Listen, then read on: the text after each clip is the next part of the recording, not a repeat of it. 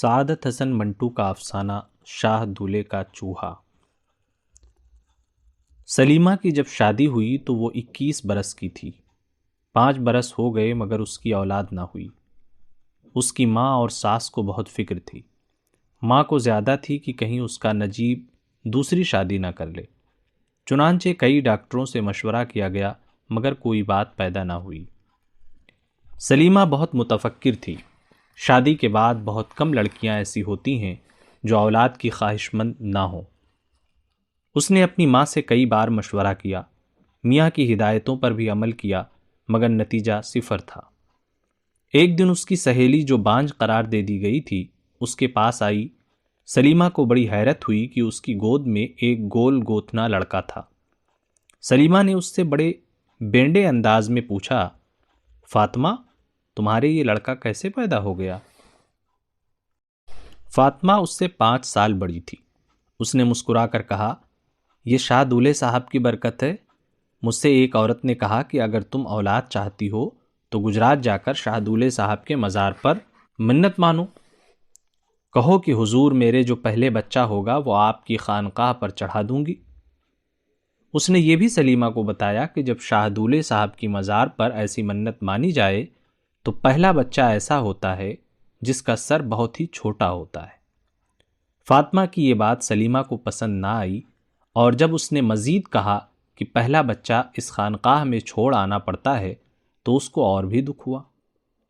اس نے سوچا کون ایسی ماں ہے جو اپنے بچے سے ہمیشہ کے لیے محروم ہو جائے۔ اس کا سر چھوٹا ہو، ناک چپٹی ہو، آنکھیں بھینگی ہوں، لیکن ماں اس کو گھورے میں نہیں پھینک سکتی۔ وہ کوئی ڈائن ہو سکتی ہے، لیکن اسے اولاد چاہیے تھی، اس لیے وہ اپنی عقل سے زیادہ سہیلی کی بات مان گئی۔ وہ گجرات کی رہنے والی تھی ہی جہاں شاہ دولے کا مزار تھا۔ اس نے اپنے خاوند سے کہا، فاطمہ مجبور کر رہی ہے کہ میرے ساتھ چلو، اس لیے آپ مجھے اجازت دے دیجیے۔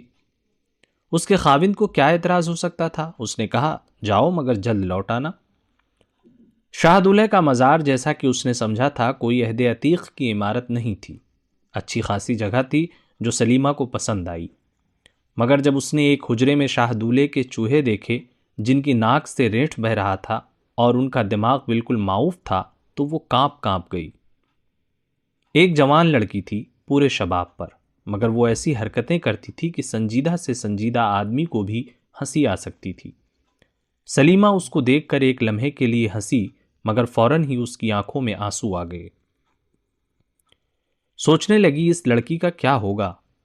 یہاں کے مجاور اسے کسی کے پاس بیچ دیں گے جو بندریا بنا کر اسے شہر شہر پھرائیں گے۔ یہ غریب ان کی روزی کا ٹھیکرا بن جائے گی۔ اس کا سر بہت چھوٹا تھا، لیکن اس نے سوچا کہ اگر سر چھوٹا ہے تو انسان کی فطرت تو اتنی چھوٹی نہیں، وہ تو پاگلوں کے ساتھ بھی چمٹی رہتی ہے۔ اس شاہ دولے کی چوہیا کا جسم بہت خوبصورت تھا۔ اس کی ہر قوس اپنی جگہ پر مناسب و موزوں تھی، مگر اس کی حرکات ایسی تھیں جیسے کسی خاص غرض کے ماتحت اس کے حواس مختل کر دیے گئے ہیں۔ وہ اس طریقے سے چلتی پھرتی اور ہنستی تھی جیسے کوئی کوک بھرا کھلونا ہو۔ سلیمہ نے محسوس کیا کہ وہ اسی غرض کے لیے بنائی گئی ہے، لیکن ان تمام احساسات کے باوجود اس نے اپنی سہیلی فاطمہ کے کہنے پر شاہ دولہ صاحب کی مزار پر منت مانی کہ اگر اس کا بچہ ہوا تو وہ ان کی نظر کر دے گی۔ ڈاکٹری علاج سلیمہ نے جاری رکھا۔ 2 ماہ کے بعد بچے کی پیدائش کے آثار پیدا ہو گئے۔ وہ بہت خوش ہوئی۔ مقررہ وقت پر اس کے ہاں لڑکا ہوا، بڑا ہی خوبصورت۔ حمل کے دوران میں چونکہ چاند گرہن ہوا تھا اس لیے اس کے داہنے گال پر ایک چھوٹا سا دھبا تھا جو برا نہیں لگتا تھا۔ فاطمہ آئی تو اس نے کہا کہ اس بچے کو فوراً شاہ دولے صاحب کے حوالے کر دینا چاہیے۔ سلیمہ خود یہی مان چکی تھی۔ کئی دنوں تک وہ ٹال مٹول کرتی رہی۔ اس کی ممتا نہیں مانتی تھی کہ وہ اپنا لخت جگر وہاں پھینک آئے۔ اس سے کہا گیا تھا کہ شاہ دولے سے جو اولاد مانگتا ہے اس کے پہلے بچے کا سر چھوٹا ہوتا ہے، لیکن اس کے لڑکے کا سر تو کافی بڑا تھا۔ اور فاطمہ نے اس سے کہا، یہ کوئی ایسی بات نہیں جو تم بہانے کے طور پر استعمال کر سکو۔ تمہارا یہ بچہ شاہ دولے صاحب کی ملکیت ہے، تمہارا اس پر کوئی حق نہیں۔ اگر تم اپنے وعدے سے پھر گئیں تو یاد رکھو تم پر ایسا عذاب نازل ہوگا کہ ساری عمر یاد رکھو گی۔ بادل نخواستہ سلیم کو اپنا پیارا گل گوتنا سا بیٹا، جس کے داہنے گال پر کالا دھبا تھا، گجرات جا کر شاہ دولے کے مزار کے مجاوروں کے حوالے کرنا پڑا۔ وہ اس قدر روئی، اس کو اتنا صدمہ ہوا کہ بیمار ہو گئی۔ 1 برس تک زندگی اور موت کے درمیان معلق رہی۔ اس کو اپنا بچہ بھولتا ہی نہیں تھا، خاص طور پر اس کے داہنے گال کا کالا دھبا، جس کو وہ اکثر چوما کرتی تھی، چونکہ وہ جہاں بھی تھا بہت اچھا لگتا تھا۔ اس دوران میں اس نے ایک لمحے کے لیے بھی اپنے بچے کو فراموش نہ کیا۔ عجیب عجیب خواب دیکھتی۔ شاہ دولہ اس کے پریشان تصور میں ایک بہت بڑا چوہا بن کر نمودار ہوتا، جو اس کے گوشت کو اپنے تیز دانتوں سے کترتا۔ وہ چیختی اور اپنے خاوند سے کہتی، مجھے بچائیے، دیکھیے چوہا میرا گوشت کھا رہا ہے۔ کبھی اس کا مضطرب دماغ یہ سوچتا کہ اس کا بچہ چوہوں کے بل کے اندر داخل ہو رہا ہے، وہ اس کی دم کھینچ رہی ہے، مگر بل کے اندر جو بڑے بڑے چوہے ہیں انہوں نے اس کی تھوتنی پکڑ لی، اس لیے وہ اسے باہر نہیں نکال سکتی۔ کبھی اس کی نظروں کے سامنے وہ لڑکی آتی جو پورے شباب پر تھی اور جس کو اس نے شاہ دولے صاحب کی مزار کے ایک حجرے میں دیکھا تھا۔ سلیمہ ہنسنا شروع کر دیتی، لیکن تھوڑی دیر بعد رونے لگتی، اتنا روتی کہ اس کا خاوند نجیب کو سمجھ میں نہ آتا کہ اس کے آنسو کیسے خشک کرے۔ سلیمہ کو ہر جگہ چوہے نظر آتے تھے، بستر پر، باورچی خانے میں، غسل خانے کے اندر، صوفے پر، دل میں، کانوں میں۔ بعض اوقات تو وہ محسوس کرتی کہ وہ خود چوہیا ہے، اس کی ناک سے ریٹھ بہہ رہا ہے۔ وہ شاہ دولے کی مزار کے ایک حجرے میں اپنا چھوٹا، بہت چھوٹا سا سر اپنے ناتواں کندھوں پر اٹھائے ایسی حرکات کر رہی ہے کہ دیکھنے والے ہنس ہنس کر لوٹ پوٹ ہو رہے ہیں۔ اس کی حالت قابل رحم تھی۔ اس کو فضا میں دھبے ہی دھبے نظر آتے، جیسے ایک بہت بڑا گال ہے جس پر سورج بجھ کر ٹکڑے ٹکڑے ہو کے جگہ جگہ جم گیا ہے۔ بخار ہلکا ہوا تو سلیمہ کی طبیعت بھی کسی قدر سنبھل گئی۔ نجیب بھی قدرے مطمئن ہوا۔ اس کو معلوم تھا کہ اس کی بیوی کی علالت کا باعث کیا ہے، لیکن وہ ضعیف الاعتقاد تھا۔ اس کو اپنی پہلی اولاد کو بھیٹ چڑھائے جانے کا کوئی احساس نہیں تھا۔ جو کچھ کیا گیا تھا وہ اسے مناسب سمجھتا تھا، بلکہ وہ تو یہ سوچتا تھا کہ اس کے جو بیٹا ہوا تھا وہ اس کا نہیں، شاہ دولے صاحب کا تھا۔ جب سلیمہ کا بخار اتر گیا اور اس کے دل و دماغ کا طوفان ٹھنڈا پڑ گیا تو نجیب نے اس سے کہا، میری جان، اپنے بچے کو بھول جاؤ، وہ صدقے کا تھا۔ سلیمہ نے بڑے زخم خوردہ لہجے میں کہا، میں نہیں مانتی، ساری عمر اپنی ممتا پر لعنتیں بھیجتی رہوں گی کہ میں نے اتنا بڑا گناہ کیوں کیا کہ اپنا لخت جگر مجاوروں کے حوالے کر دیا۔ یہ مجاور ماں تو نہیں ہو سکتے۔ ایک دن وہ غائب ہو گئی، سیدھی گجرات پہنچی، 7-8 روز وہاں رہی، اپنے بچے کے متعلق پوچھ گچھ کی، مگر کوئی عطا پتہ نہ ملا۔ مایوس ہو کر واپس آ گئی، اپنے خاوند سے کہا، میں اب اسے یاد نہیں کروں گی۔ یاد تو وہ کرتی رہی، لیکن دل ہی دل میں اس کے بچے کے داہنے گال کا دھبا اس کے دل کا داغ بن کر رہ گیا تھا۔ 1 برس کے بعد اس کے لڑکی ہوئی۔ اس کی شکل پہلوٹی کے بچے سے بہت ملتی جلتی تھی۔ اس کے داہنے گال پر داغ نہیں تھا۔ اس کا نام اس نے مجیبہ رکھا، کیونکہ اپنے بیٹے کا نام اس نے مجیب سوچا تھا۔ جب وہ 2 مہینے کی ہوئی تو اس نے اس کو گود میں اٹھایا اور سرمے دانی سے تھوڑا سا سرما نکال کر اس کے داہنے گال پر ایک بڑا سا تل بنا دیا اور مجیب کو یاد کر کے رونے لگی۔ اس کے آنسو بچی کے گالوں پر گرے تو اپنے دوپٹے سے پوچھنے اور ہنسنے لگی۔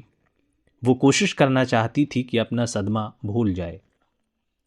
اس کے بعد سلیمہ کے 2 لڑکے پیدا ہوئے۔ اس کا خاوند اب خوش تھا۔ ایک بار سلیمہ کی کسی سہیلی کی شادی کے موقع پر گجرات جانا پڑا تو اس نے ایک بار پھر اپنے مجیب کے متعلق پوچھ گچھ کی، مگر اسے ناکامی ہوئی۔ اس نے سوچا کہ شاید مر گیا ہے، چنانچہ اس نے جمعرات کو فاتحہ خوانی بڑے اہتمام سے کرائی۔ اڑوس پڑوس کی سب عورتیں حیران تھیں کہ کس کی مرگ کے سلسلے میں اتنا تکلف کیا گیا ہے۔ بعض نے سلیمہ سے پوچھا بھی، مگر اس نے کوئی جواب نہ دیا۔ شام کو اس نے اپنی 10 برس کی لڑکی مجیبہ کا ہاتھ پکڑا، اندر کمرے میں لے گئی، سرمے سے اس کے داہنے گال پر بڑا سا دھبا بنایا اور اس کو دیر تک چومتی رہی۔ وہ مجیبہ ہی کو اپنا گمشدہ مجیب سمجھتی تھی۔ اب اس کے متعلق سوچنا چھوڑ دیا، اس لیے کہ اس کی فاتحہ خوانی کرانے کے بعد اس کے دل کا بوجھ ہلکا ہو گیا تھا۔ اس نے اپنے تصور میں اس کی قبر بنا لی تھی، جس پر وہ تصور ہی میں پھول بھی چڑھایا کرتی۔ اس کے 3 بچے اسکول میں پڑھتے تھے۔ ان کو ہر صبح سلیمہ تیار کرتی، ان کے لیے ناشتہ بنواتی، ہر ایک کو بناتی سنوارتی۔ جب وہ چلے جاتے تو ایک لہجے کے لیے اسے اپنے مجیب کا خیال آتا کہ وہ اس کی فاتحہ خوانی کرا چکی تھی۔ دل کا بوجھ ہلکا ہو گیا تھا۔ پھر بھی اس کو کبھی کبھی ایسا محسوس ہوتا کہ مجیب کے داہنے گال کا سیاہ دھبا اس کے دماغ میں موجود ہے۔ ایک دن اس کے 3 بچے بھاگے بھاگے آئے اور کہنے لگے، امی ہم تماشا دیکھنا چاہتے ہیں۔ اس نے بڑی شفقت سے پوچھا، کیسا تماشا؟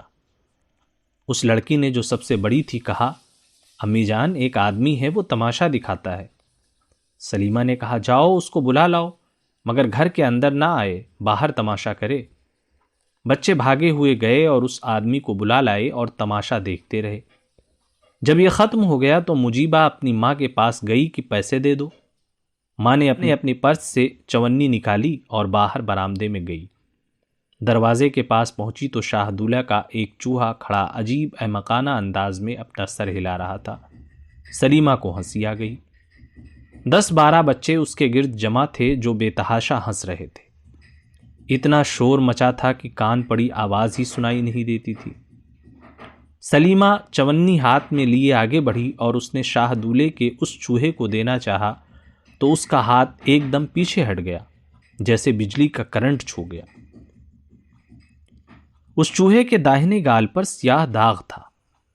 سلیمہ نے غور سے اس کی طرف دیکھا، اس کی ناک سے رینٹھ بہ رہا تھا۔ مجیبہ نے جو اس کے پاس کھڑی تھی اپنی ماں سے کہا، یہ چوہا، امی جان اس کی شکل مجھ سے کیوں ملتی ہے؟ میں بھی کیا چوہیا ہوں؟ سلیمہ نے اس شاہ دولے کے چوہے کا ہاتھ پکڑا اور اندر لے گئی۔ دروازے بند کر کے اس کو چوما، اس کی بلائیں لی۔ وہ اس کا مجیب تھا، لیکن وہ ایسی احمقانہ حرکتیں کرتا تھا کہ سلیمہ کے غم و اندوہ میں ڈوبے ہوئے دل میں بھی ہنسی کے آثار نمودار ہو جاتے۔ اس نے مجیب سے کہا، بیٹے میں تیری ماں ہوں۔ شاہ دولے کا چوہا بڑے بے ہنگم طور پر ہنسا۔ اپنی ناک کی ریٹھ آستین سے پوچھ کر اس نے اپنی ماں کے سامنے ہاتھ پھیلایا، 1 پیسہ۔ ماں نے اپنا پرس کھولا، مگر اس کی آنکھیں اپنی ساری نہریں اس سے پہلے ہی کھول چکی تھیں۔ اس نے 100 روپے کا نوٹ نکالا اور باہر جا کر اس آدمی کو دیا جو اس کو تماشا بنائے ہوئے تھا۔ اس نے انکار کر دیا کہ اتنی کم قیمت پر اپنی روزی کے ذریعے کو نہیں بیچ سکتا۔ سلیمہ نے اسے بالآخر 500 روپیوں پر راضی کر لیا۔ یہ رقم ادا کر کے جب وہ اندر آئی تو مجیب غائب تھا۔ مجیبہ نے اسے بتایا کہ وہ پچھواڑے سے باہر نکل گیا ہے۔ سلیمہ کی کوکھ پکارتی رہی کہ مجیب واپس آ جاؤ، مگر وہ ایسا گیا کہ پھر نہ آیا۔ شکریہ۔